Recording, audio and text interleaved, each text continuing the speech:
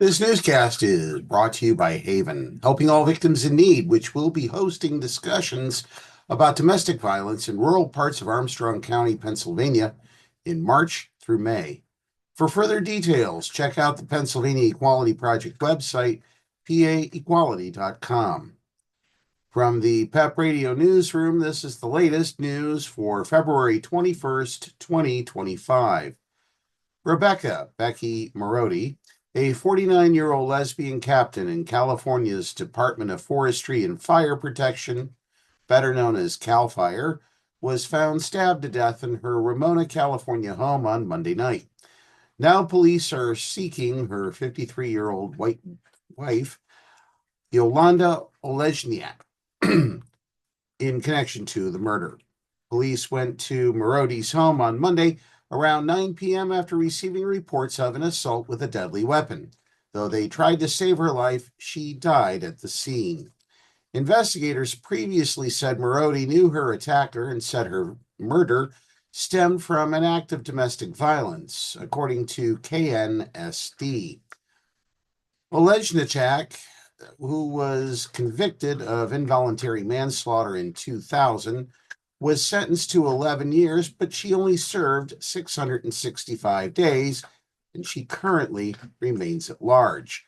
Monica Evans, a neighbor of the couple, told KTLA they'd be mowing, they'd be doing wood, they'd be doing gardening, the usual stuff. Never saw any problems.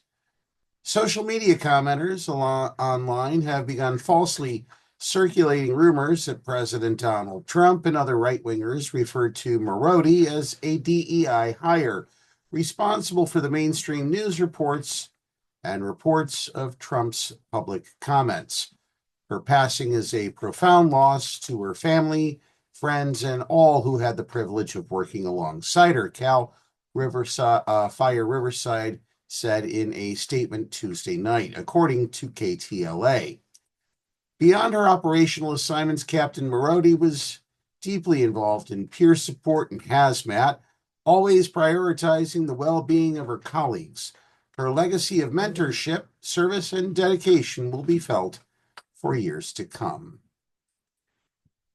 In other news, lawyers and plaintiffs from Wisconsin, California, New York, Arizona, and Maryland joined Lambda Legal to file its second lawsuit against the Trump administration in 48 hours over a host of executive orders that target diversity, equity, and inclusion programs and gender discrimination protections.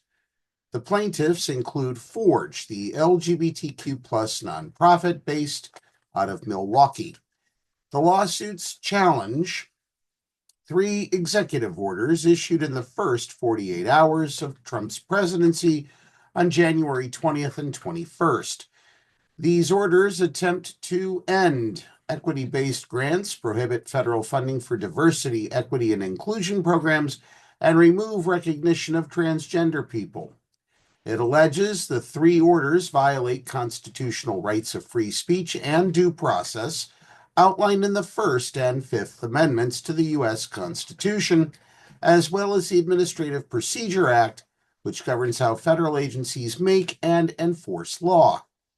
The lawsuit was announced on a Zoom call Thursday evening and included speakers from every organization except Forge. Michael Munson, who serves as the executive director of Forge, shared the following statement. Trans and non-binary people are scared and hurting, not only from the high levels of violence so many of us experience every day, but also because of the dehumanizing, erasing, and damaging impact of the executive orders, Munson said. For the past 30 years, Forge has been committed to serving trans survivors of sexual assault, stalking, and hate-fueled harm. We are not going anywhere. Conditioning federal funding on rejecting transgender identity and DEI not only harms trans people, but it also creates a world that is less safe and less free for us all.